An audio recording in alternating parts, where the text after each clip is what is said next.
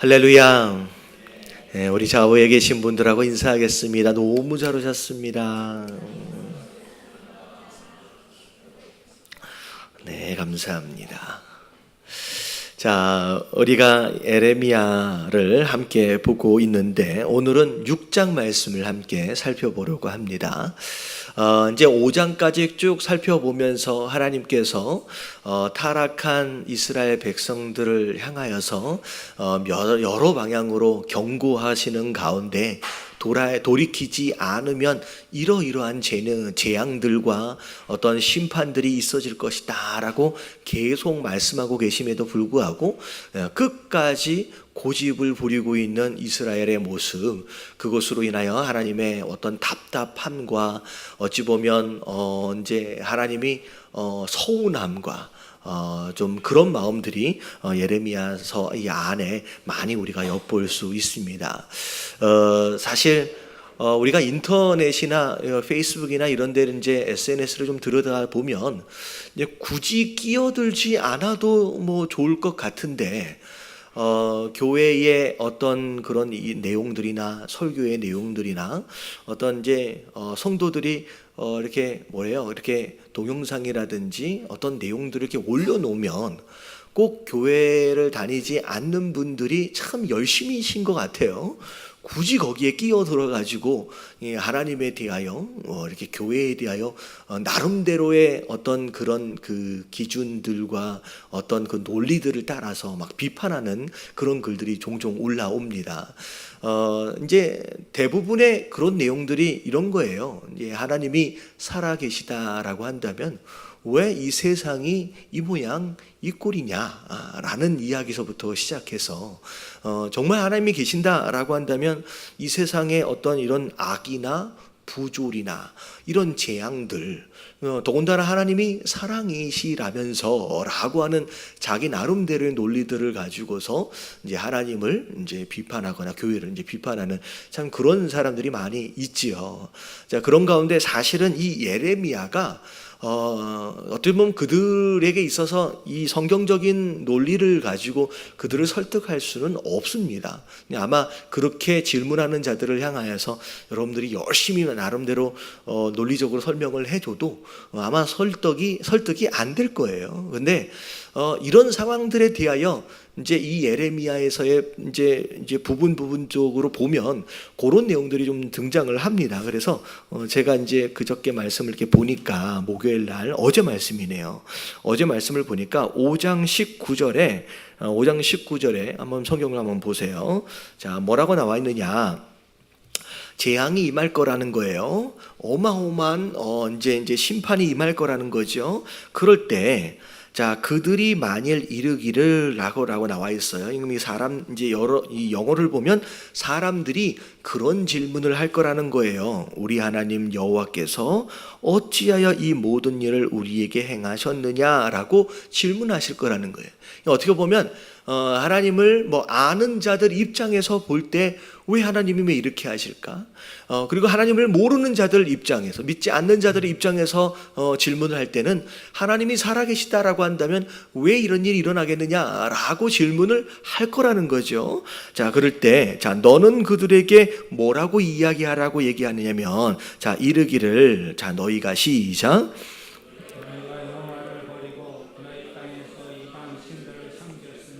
이와 같이 너희 것이 아닌 땅에서 이방인들을 섬기리라. 그러니까 어떻게 보면 하나님이 잘못하신 게 아니에요. 지금 우리 인생들이 누굴 떠났어요? 이 하나님을 떠났어요. 그러니까 하나님과 상관이 없는 자들로서 어떻게 보면 떠나고 배반하고 그렇게 살고 있음에도 불구하고 분명히 하나님 경고하셨거든요. 나를 배반하면, 나를 떠나면 이런 일들이 있을 것이다 라고 경고했음에도 불구하고 듣지 않았어요. 그리고 나서 재앙이 임했는데 재앙이 임한 상황 가운데서 이런 부조리와 악을 경험하고 있는 상황 가운데서 거꾸로 다시 뭐라고 얘기한다는 거예요? 하나님이 살아계신다면 이라고 또 물을 거라는 거죠. 어찌 보면 이 예레미야에서 반복되어지는, 어떻게 보면 이야기되어지는 이 이스라엘의 이런 질문들과 이방인들의 이런 이제 불평들이 사실 오늘날에도 계속 이어지고 있다라고 이제 생각할 수 있을 것 같습니다. 자, 그런 가운데 하나님이 이제 계속 이제 6절서부터도 그런 내용, 이제 경고. 그러니까 이게 이제 글로 써져 있다라고 하는 것 자체가 어찌 보면 하나님이 증거를 남기시는 거예요. 내가 분명히 이렇게 이야기하지 않았느냐라고 글로 기록하는 것으로 말미암아 이제 증거를 남기시는 거죠. 자, 그래서 6장서부터 이제 한번 살펴보면 1절만 같이 한번 읽어볼게요. 시작. 베냐민 자손들아 예루살렘 가운데로부터 피난하라. 드고아에서 나팔을 불고 베타게렘에서 백깃발을 들라. 재앙과 큰 파멸이 북방에서 엿보아 오느니라. 베냐민 자손들아라고 이야기를 하는데 이 베냐민도 남유다의 일부 이제 지파였습니다. 자, 그런 가운데 예루살렘에 많이 이제 살고 있었는데 하나님 뭐라고 말씀하시냐면 예루살렘에서 떠나라는 거예요. 피하라는 거죠. 왜냐하면 이 예루살렘을 근거로 바벨론의 공격이 있어지게 되니까 예루살렘 안에 있으면 어떻게 돼요? 살아남을 수가 없겠지요. 그러니까 예루살렘 밖으로 빨리 피난하라 라고 얘기하면서, 자, 두고아에서 나팔을 불고 벳핫게렘에서 깃발을 들라. 이 두고아라고 하는 지역하고 벳핫게렘이라고 하는 이 지역은 예루살렘의 남쪽에 있는 이제 그런 성읍들입니다. 근데 그곳으로 피해서 이제 앞으로 닥쳐오게 될 재앙과 큰 파멸, 북쪽에서 오게 되는 거죠. 거기에서 보라라고 얘기를 하는 거예요. 그래서 어찌 보면 그런 재앙들, 이제 바벨론의 공격으로 인하여 수많은 사람들이 대학살을 당하게 되는 그런 상황들 가운데서도 하나님께서는 가능하면 피해서 많은 자들이 또 이제 생존하기를 좀 원하시는 어떤 그런 뉘앙스가 여기서 엿보이는 거죠.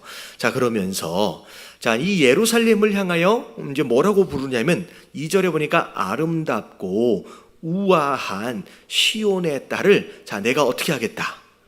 자, 내가 멸절하리니. 이제 하나님이 결정하셨어요.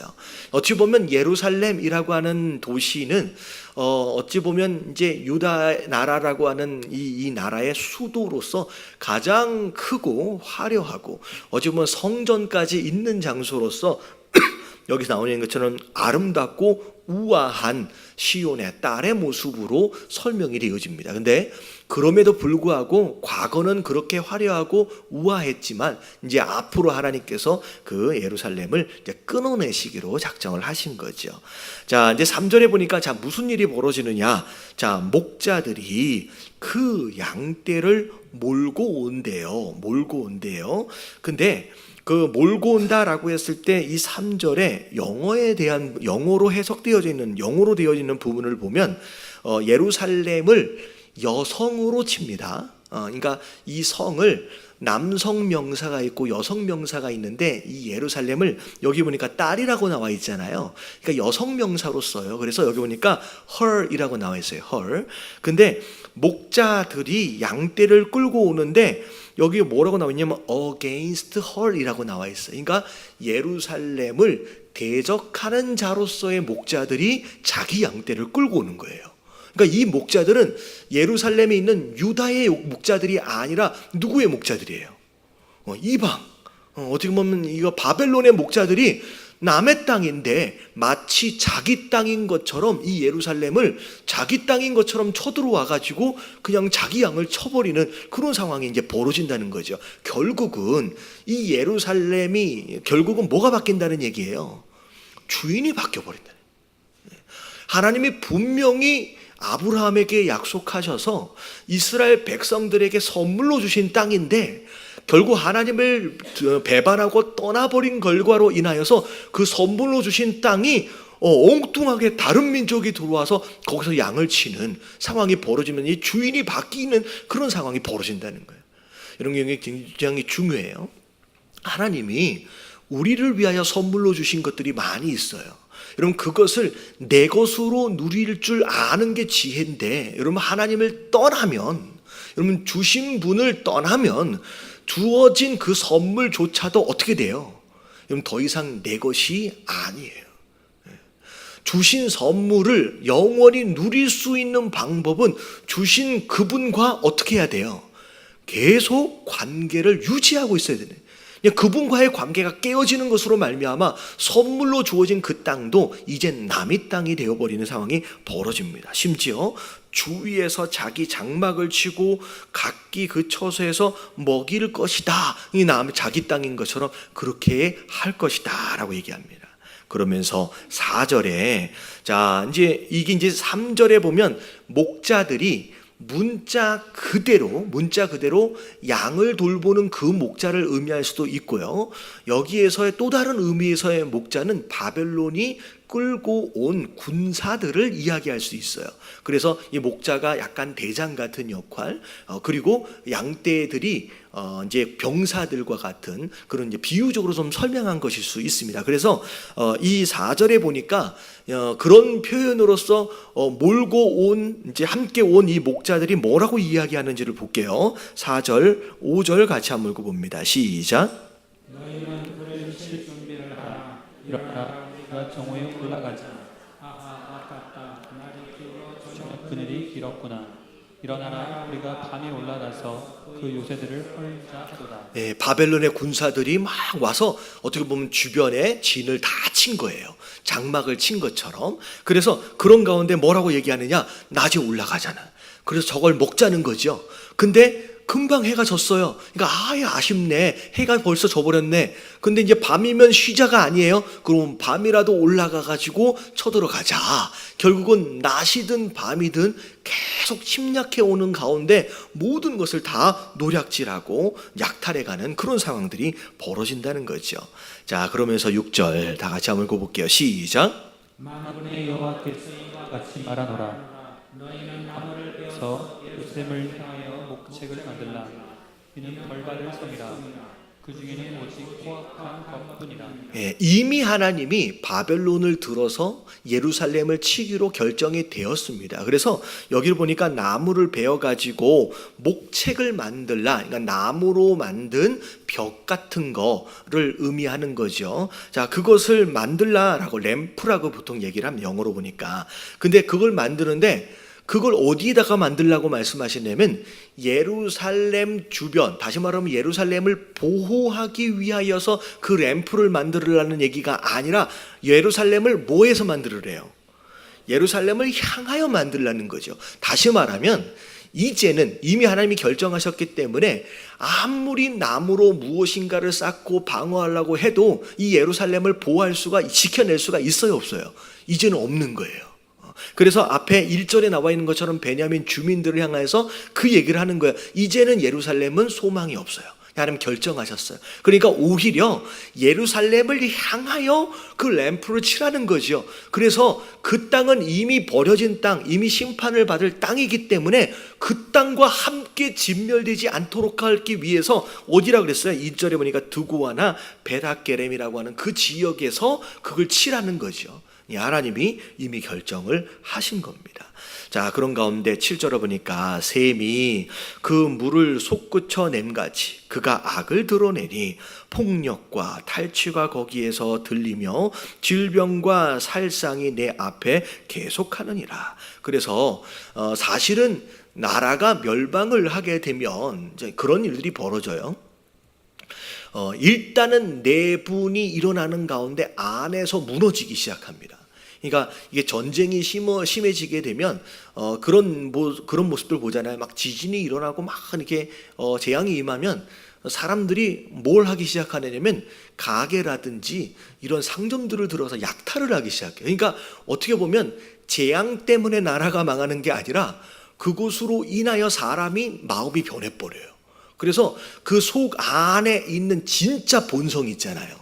어떻게 보면 이런 이제 눈에 보이지 않는 질서, 사회적 체계라고 하는 어떤 그런 바운다리 안에서 나름대로의 우리의 이성들이 이렇게 그 질서를 따라서 움직이고 있어요.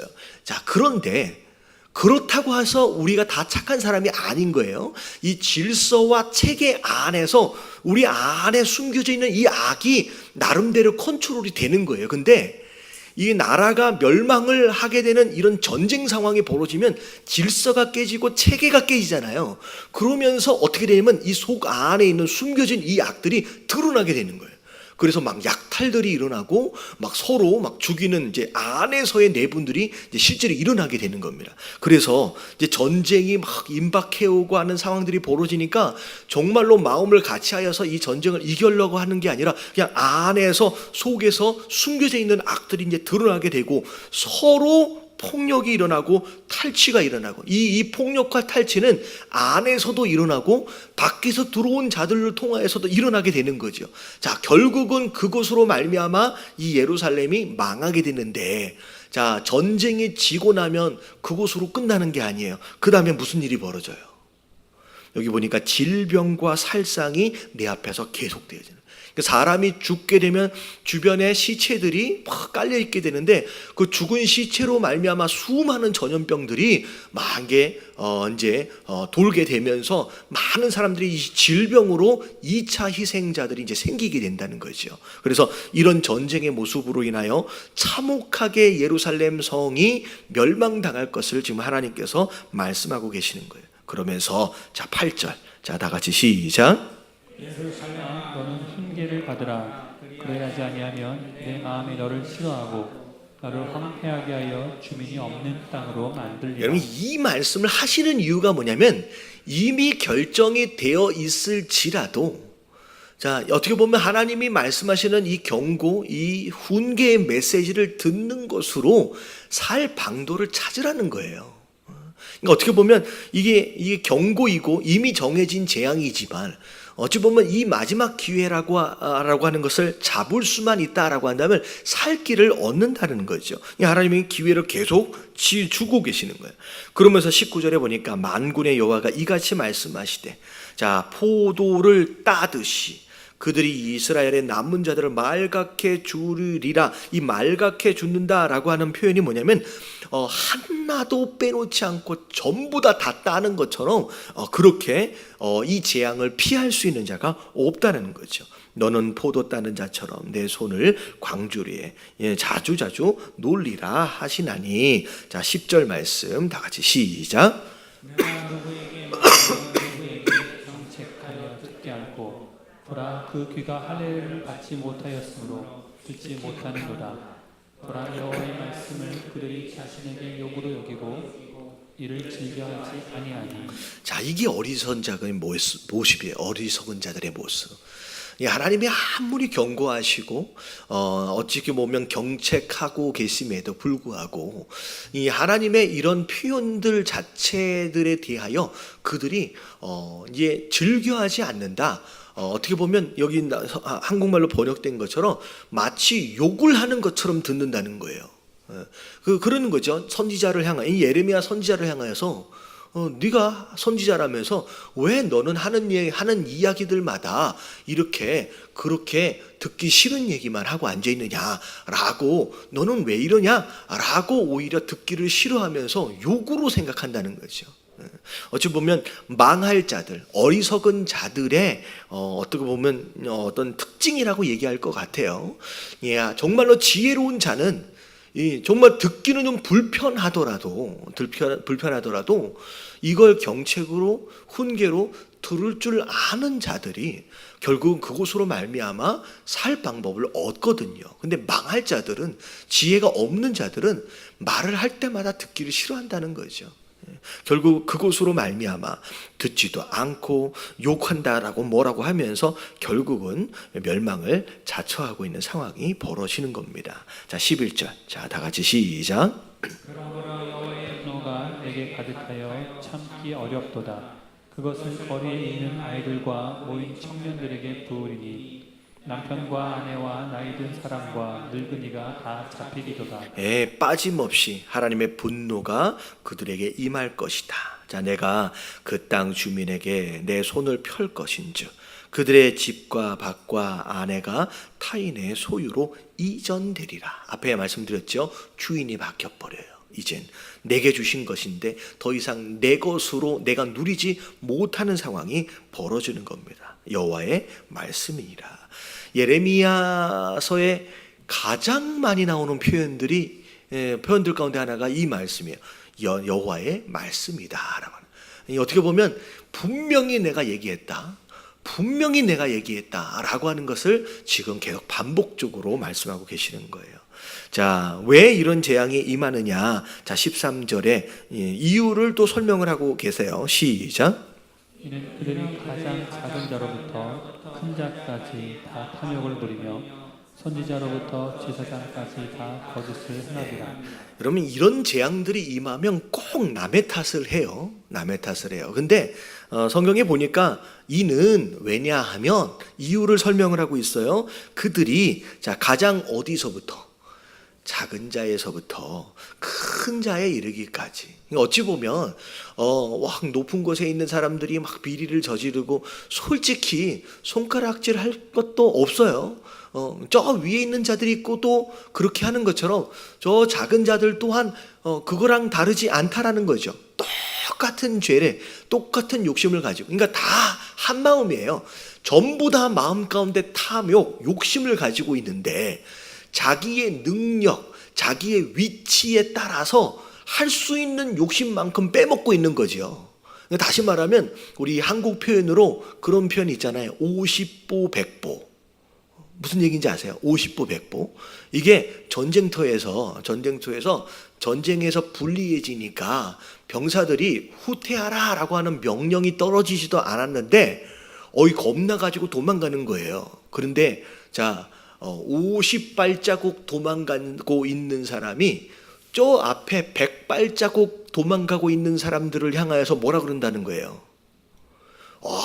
저거 치사한 놈이네 라고 손가락질 한다는 거예요. 이해되어지시죠? 예, 그러니까 어찌 보면 나도 똑같이 도망가고 있어요, 비겁하게. 근데 나보다 조금 더 비겁하게, 조금 더 멀리 먼저 도망간 저 사람을 향하여서 저 사람 나쁜 사람이라고 비겁하다고 손가락질하는 거랑 똑같다는 거예요. 여러분, 어디나 똑같습니다. 이런 재앙들이 임하고 심판들이 임할 때 꼭 자기도 이 욕심을 가지고 다 빼먹고 다 불의를 하고 다 살아놓고선 좀 더 먹은 사람을 보고 더 나쁜 사람인 것처럼 욕하고 있다라는 거예요. 여러분, 이런 이제 손가락질은 어떻게 보면 무의미한 겁니다. 그냥 다 똑같은 거예요. 도토리 키재기 50보 100보 바로 그 얘기가 되는 거죠. 그래서 작은 자든 큰 자든 다 욕심 가운데 다 해먹고 살았고, 자, 그래요. 또 누가 남아요? 주의 종이라고 세워져 있는 선지자들과 제사장들은 정말로 뭐 하고 살았어요? 거짓말로 행하며 살았대요. 그러면서 14절 이 거짓 선지자들이 뭐라고 하는지를 보면, 자, 다 같이 시작. 그들이 내 백성의 상처를 가볍게 여기면서 말하기를 평강하다 하나 평강이 없도다. 선지자들이 하는 얘기가 뭐냐면, 에레미야는 경고를 하면서 돌이켜라, 안 돌이키면 큰일 난다 라고 계속 얘기하는데, 그럴 때마다 사람들은 왜 너는 난 왜 욕하냐 라고 얘기한다는 거예요. 근데 거짓 선지자들은 뭐라 그래요? 참 듣기 좋아요. 조금 상처 입었는데 힘들지, 아프지, 마치 되게 사랑하는 사람인 것처럼 막 감싸주고 막 위로해주고, 괜찮아, 조금만 기다려봐, 괜찮아질 거야, 곧 뭐가 올는데요? 평강이 올 거야 라고 얘기한다는 거예요. 그럴 때 백성들은 진짜 선지자를 누구로 알아요? 거짓말하고 있는, 위로하고 있는 이 자들을 향하여서 네가 참 주의 종이네, 참 선지자네 라고 속고 있다라고 하는 거죠. 여러분, 오늘날에도 이런 것일 수 있어요. 내가 좀 듣기는 불편하게 들려지는 그런 말씀. 뭐 목사님은 맨날 이런 말씀만 하실까? 오히려 그게 진짜 선지자의 하나님의 말씀일 수 있다라는 거예요. 오히려 어딜 가니까 막 위로함이 받고 막 평안해지고, 역시 나는 사랑받는. 근데 이게 어찌 보면 거꾸로 속고 있는 것일 수 있어요. 내가 죄 가운데 빠져 있는데, 내가 지금 잘못된 길로 가고 있는데 더 이상 돌이키지 못하도록 막고 있는 자들의 모습일 수 있다라는 거예요. 여러분, 진짜 하나님 말씀을 전하는 자의 음성을 들으시길 주님의 이름으로 축원합니다. 오히려 몸에 좋은 약은 좀 모아야 돼요. 좀 쓰대요. 어찌 보면 좀 쓴다라고 할지라도 심지어 그 말씀이 내게 어느 부분에서는 상처도 될 수 있어요. 왜 이런 얘기를? 근데 어찌 보면 그걸 약으로 받아낼 수 있다. 이 앞에 있는 어리석은 자처럼 욕으로 받지 마시고 약으로 받아낼 수 있다라고 한다면 여러분 이게 진짜 나를 살리는 말씀이 될 수 있다는 거예요. 여러분 절대 좀 불편하더라도 좀 상처가 되더라도 여러분 이걸 욕으로 받지 마시길 주님의 이름으로 축원합니다. 여러분 그게 지혜로운 자의 모습이라는 거예요. 이 거짓 선지자들은 항상 위로해요. 다 잘 된대요. 자 15절 자 같이 시작 다 같이 시작. 그들이 간순한 일을 행할 때에 부끄러워하였느냐? 아니라 조금도 부끄러워하지 않을 뿐 아니라 얼굴도 붉어지지 않았느니라. 그러므로 그들이 엎드러지는 자와 함께 엎드러질 것이라. 내가 그들을 벌하리니 그때 그들이 거꾸로 지리라. 예, 특별히 거짓 선지자의 특징들 중에 하나가 뭐냐면 어떻게 보면 이렇게 잘못된 말씀을 전하고 있음에도 불구하고 아주 뻔뻔합니다. 부끄러움을 모른다는 거예요. 정말 그럴 때 하나님 뭐라고 말씀하세요? 같이 엎드려질 것이다. 이 재앙 가운데서 함께 심판을 받을 것이다 라고 하나님 말씀하시는 거예요. 그래서 자 여기 15절까지의 중요한 말씀은 뭐냐면 좀 불편할 수 있어요.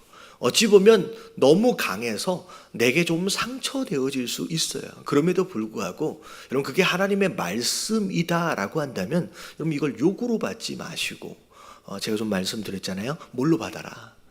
좀 쓰더라도 약으로 받으심으로 말미암아 여러분 이 말씀이 나를 살리고 나를 돌이키고 생명에 이르를 수 있도록 여러분 섭취하실 수 있는 저와 여러분들 되시길 주님의 이름으로 축원합니다. 아멘. 자 그리고 16절 볼게요. 16절 다 같이 시작.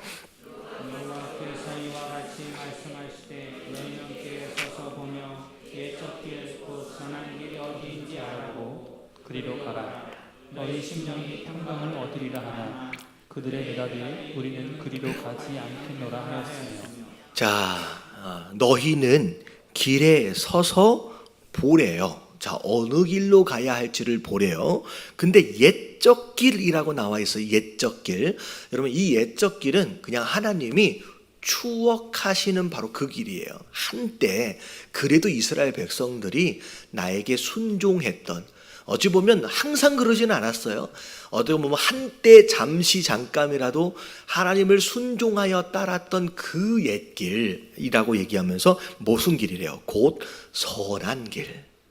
내게 순종하여 따라왔던 그 선한 길이 어디 있는지를 알래요. 그리고 그 길로 가라라고 말씀하십니다. 그러면 자 무슨 일이 일어나요? 너희 심령이 평강을 얻으리라. 자, 뭐가 평강을 얻었대요? 심령이 평강을 얻어요.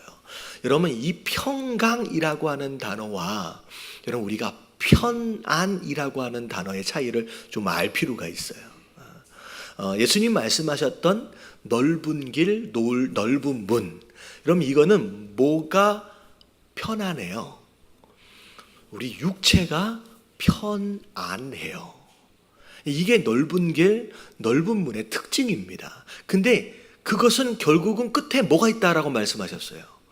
결국 멸망이 있다라고 말씀하셨거든요. 그래서 그 길은 사람들이 편안하기 때문에 육체적으로 편안하기 때문에 많은 사람들이 그 길을 가려 한다라고 하는 거죠. 근데 그건 멸망의 길이기 때문에 너희가 가야 할 길이 아니래요. 근데 예수님 뭐라고 말씀하셨냐면 좁은 문이 있고 좁은 길이 있대요. 근데 거기는 사람이 별로 없대요. 왜? 육신적으로 볼 때는 편안하지 않아요. 굉장히 불편할 수 있습니다. 그리고 굉장히 비좁기 때문에 여러 가지 위험 요소도 많고요. 어찌 보면 이제 나름대로 거친 길일 수 있다는 거죠. 근데 중요한 건 뭐냐면 육신적으로는 편안하지 않지만 무엇은 평안할 수 있어요? 여기서 얘기하는 건 심령, 우리의 마음만큼은 평안할 수 있다라는 거죠. 그래서 성도 되어진 자들이 선택해야 할 선한 길이 어디냐? 분명히 나눠져 있는 거예요. 육신적인 편안한 길을 가라는 게 아니라 육신적으로는 좀 불편하더라도 무엇이 평안할 길? 심령이 평안할 길을 가는 것이 우리가 가야 할 그 길이다라는 거죠. 여러분, 바른 길을 선택하시게 되길 주님의 이름으로 축원합니다.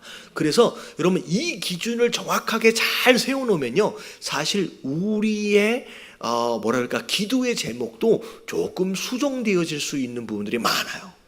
많은 부분들이 우리가 기도할 때 똑같은 걸 구할 수 있어도 여러분, 무엇을 위해서 그것이 필요한지를 정확하게 잘 잡아내지 않으면 사실은 우리의 기도의 많은 부분들이 하나님, 내가 어떻게 해서든 어떤 길을 가고 싶다.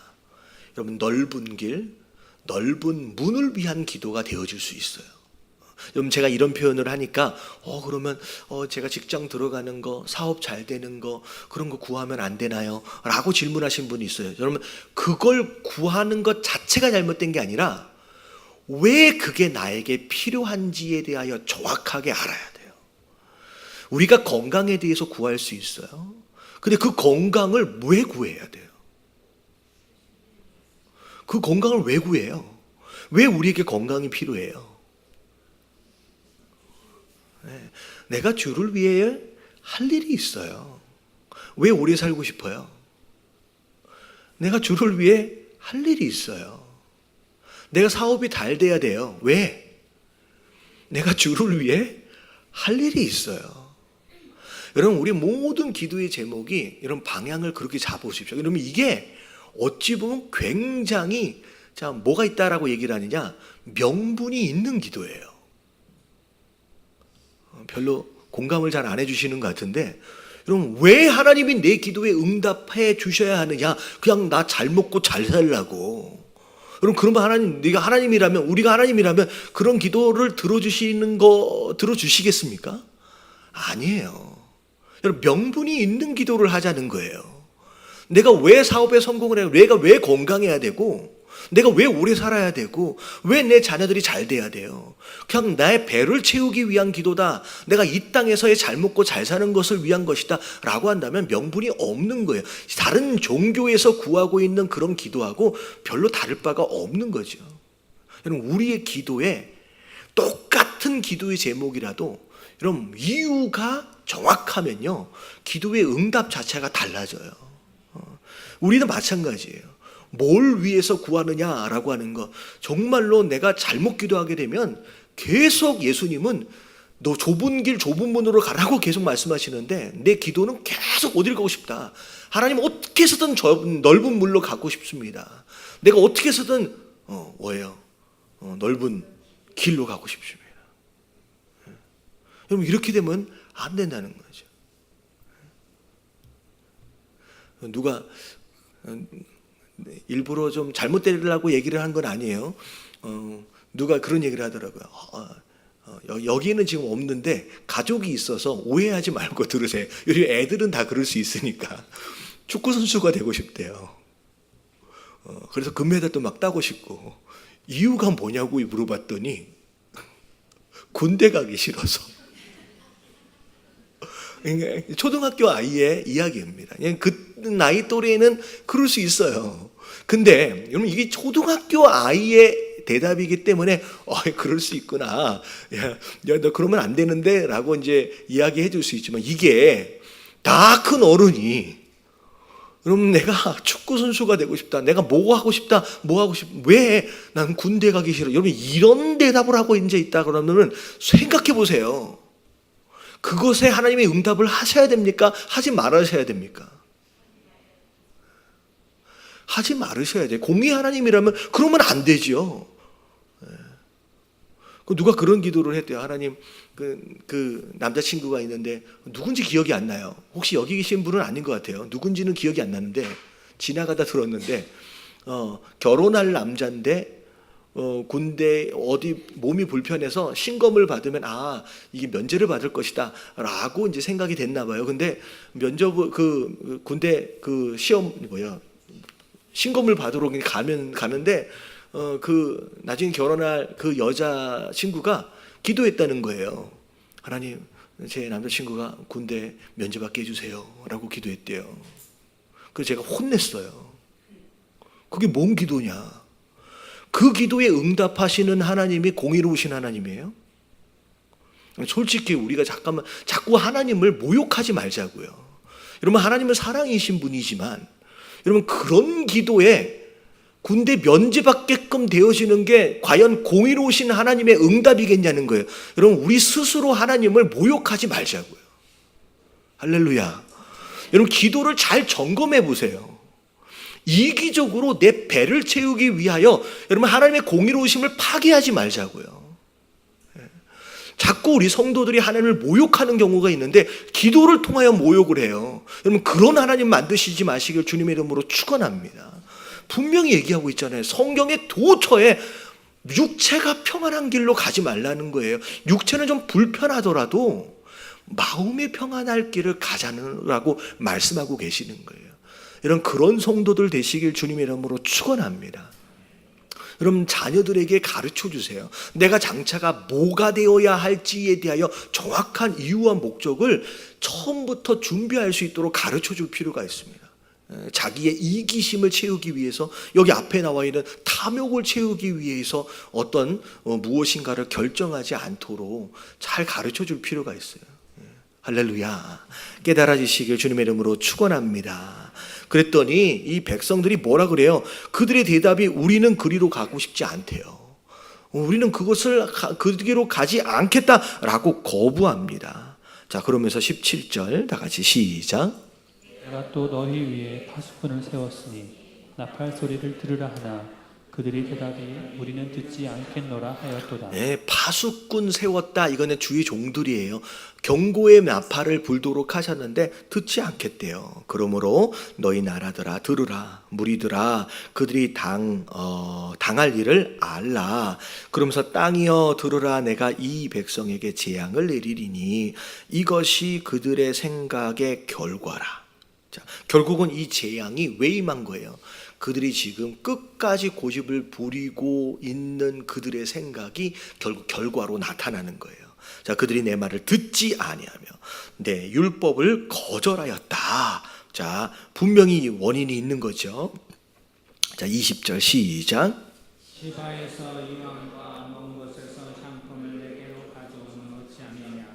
나는 그들의 번제를 받지 아니하며 그들의 희생제물을 달게 여기지 않으라. 네, 말씀에는 순종을 안 해요.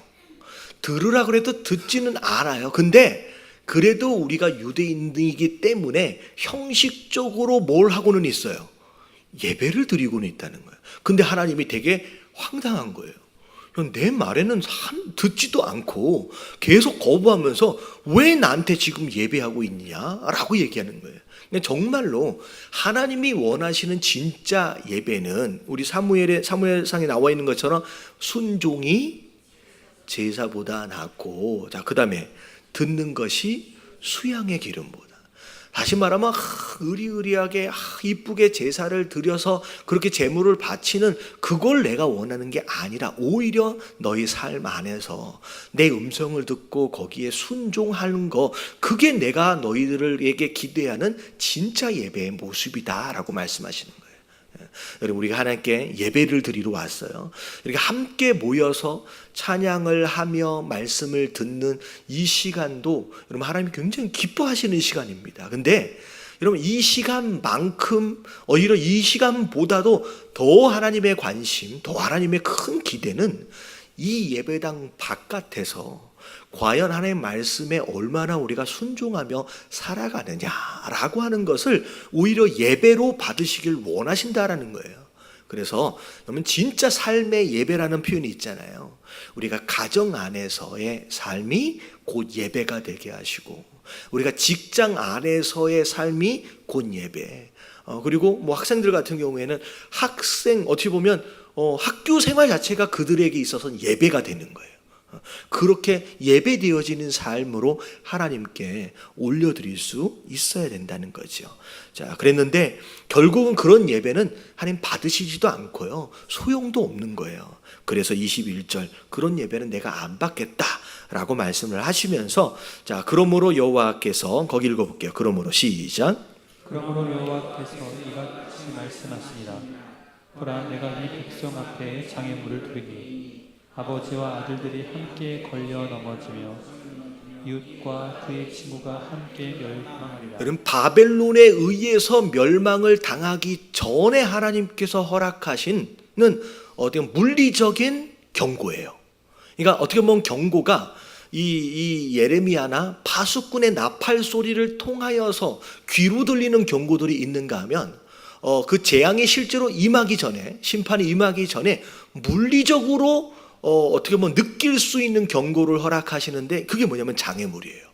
그것으로 넘어지는 거예요. 그래서 여러분, 전부 다는 아닙니다. 근데 종종 여러분들이 살아가시다가 당연히 되어야 할 일들에 갑자기 제동이 걸리기 시작한다든지, 아니면 평범한 일임에도 불구하고 자꾸 내가 걸려 넘어지는 일들, 이런 일들이 일어난다라고 한다면, 지금 내가 지금 이 16절에서 말하고 있는 진짜 정상적인 길, 하나님 원하시는 선하신 길을 내가 가고 있느냐, 아니면 큰 대로를 가기 위하여 지금 잘못 길에 들어섰느냐라고 하는 것을 확인할 필요가 있어요. 대로는 그냥 쭉쭉 달리잖아요. 이게 달리지 못하도록 이게 지금 잘못된 길이다라고 하는 것을 알려주시기 위해서 지금 장애물을 하나님 허락하시고 거기서 넘어지도록 해서 내가 이거 잘못 길을 들어섰구나라고 하는 것을 알려주시는 거군요. 제가 한번 그런 적이 있어요. 저 미국에서 이제 운전을 하고 가는데 굉장히 오랫동안 운전을 하고 거리가 너무 멀다 보니까 약간 이제 속도를 좀 내기 시작했어요. 근데 제가 이게 운전을 하다가 여기가 이제 빠져나가는 길이구나라고 생각을 하고 딱 빠져나갔는데, 빠져나가는 순간에 여기가 아닌데라고 딱 느꼈어요. 여기가 뭐냐면 이게 큰 트럭들 같은 것들이 이게 중간에 이제 쉬는 곳이 있어요. 근데 그 길로 잘못 빠진 거예요. 근데 그 길에 딱 빠지는데 딱 보니까 그 한국말로 요철이라 그러잖아요. 굉장히 빠른 속도로 빠졌는데 요철이 엄청 많은 거예요.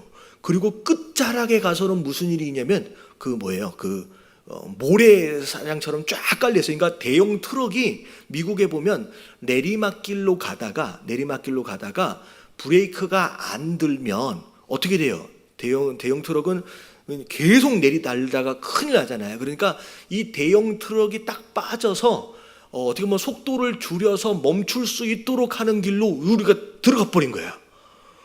근데 들어가는 순간에 어마어마한 요철이 깔려 있는데, 거기를 자동차가 거의 망가지는 줄 알았어요. 근데 진짜 그 길에서 다다다다닥 해서 결국은 서서 살았는데, 만약에 그런 것이 전혀 없이 브레이크가 망가진 차가 그냥 내리달리도록 그냥 내버려 두면 그냥 우리는 어떻게 되는 거예요? 그냥 죽는 거예요. 여러분, 중간에 요철들을 만드시고 멈출 수밖에 없는 장애물들을 만드시는 것 자체가 사실은 마지막 하나님의 경고예요.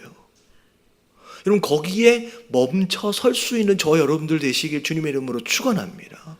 분명히 이쪽 저쪽에서 장애물들로 인하여 쓰러지고 자빠지고 있는데도 불구하고 끝까지 그 길을 간다. 그러면 이제 갈 때까지 가는 거예요. 그래서 심지어는 어디는 그런 표현도 있냐면,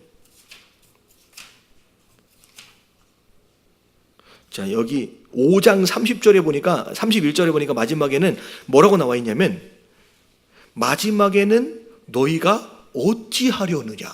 그러니까 다시 말하면 이런 경고의 메시지를 계속 주고 있음에도 불구하고 끝까지 거부하고 고집을 부리는 상황이 되어지니까 하나님이 심히 걱정이 되는 거예요. 도대체 그 마지막 심판의 때 네가 어떻게 견딜려고 지금 이러고 있느냐라고 지금 하나님 말씀하시는 거예요. 자, 그래서 21절에 나와 있는 이 장애물이 바로 마지막 경고예요. 자, 22절에 여호와께서 이같이 말씀하실 때, 보라, 한 민족이 북방에서 오며 큰 나라가 땅 끝에서부터 떨쳐 일어나나니. 자, 23절 다 같이 시작. 그들은 활과 창을 잡았고 잔인하여 사람이 없으며 그 목소리는 바다처럼 호유하는 소리라.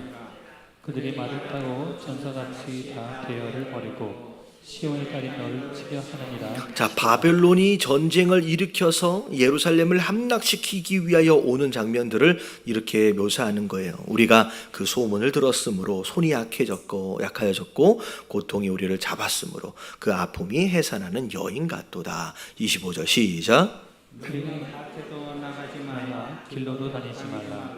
원수의 칼이 있고 사방에 두려움이 있으리라. 자, 26절 시작.